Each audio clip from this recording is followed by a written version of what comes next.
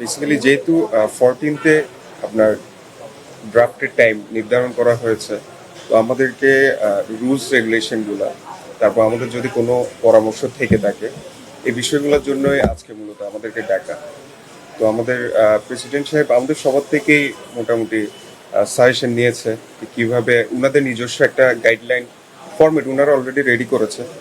ওইটার বেসিসে আমাদেরকে যখন আপনার অ্যানাউন্স করা হয়েছে আর কি, এরপর আমাদের প্রত্যেকের কাছে ইন্ডিভিজুয়ালি জিজ্ঞেস করেছে যে কিভাবে আরো ডেভেলপ করা যায় বা যেসব ওনারা রুলসগুলো সেট করেছে ওখানে আমাদের কোনো অবজেকশন আছে কিনা।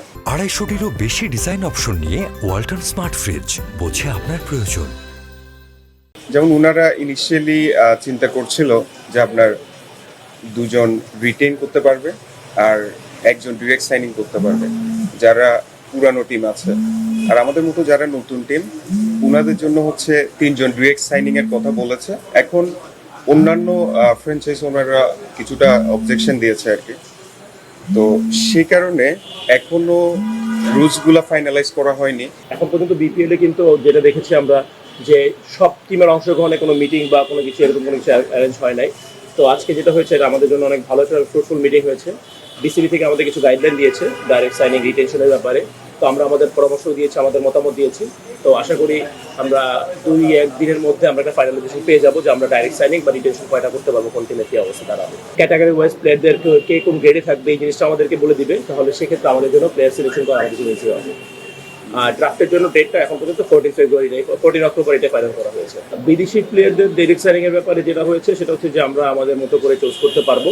তো সেক্ষেত্রেও ড্রাফটের আগে সম্ভবত আমাদের যেটা এখন পর্যন্ত যেটা মিটিং আলোচনা হয়েছে 4জন পর্যন্ত আমরা নিতে পারবো। ড্রাফট থেকে এটা ডিপেন্ড করবে হচ্ছে আপনার অ্যাভেলেবেলের উপর, সেটা আমরা নিতে পারবো। হ্যাঁ, আমাদের কথা চলতেছে, আজকে মাত্র আমরা ডিসি থেকে গাইডলাইন পাচ্ছি, এখনো ফাইনালাইজ কিছু হয় না। তো আশা করতেছি আমরা তারা নিতে পারবো ইনশাআল্লাহ। তবে এই ক্ষেত্রে একটা বিষয়, যেহেতু কনফ্লিক্টিং কিছু টুর্নামেন্ট আছে, তো সেই কারণে লাস্ট ইয়ার প্রবাবলি 2জন ছিল আপনার ড্রাফট থেকে 2জন ফরেন প্লেয়ার নেওয়া হতে পারে। এবারটা কিছুটা চেঞ্জ আসতে পারে, যেমন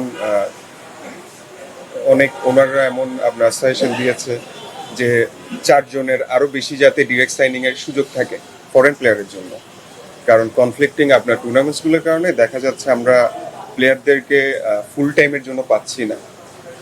তো এটা ওনারা কনসিডারেশন নিয়েছে। আর প্লেয়ারদের যে ক্যাটাগরিটা এটা আমাদের 7-8 তারিখের মধ্যে দিবেন বলেছেন। তারপর আরও 5 দিনের মতো আমাদের টাইম থাকবে যাতে আমাদের যদি ডিরেক্ট সাইনিংয়ের কোনো রেগুলেশন থাকে ওই রেস্ট্রিকশনের মধ্যে অ্যাটলিস্ট যাতে আমরা বার্গেন করে বেস্ট প্লেয়ারগুলো নিতে পারি। এখনও আমাদের বিসিবি থেকে কোনো প্রকার নির্দেশনা দেওয়া হয়নি, তবে আমরা বিভিন্ন প্লেয়ারের সাথে কথাবার্তা বলছি।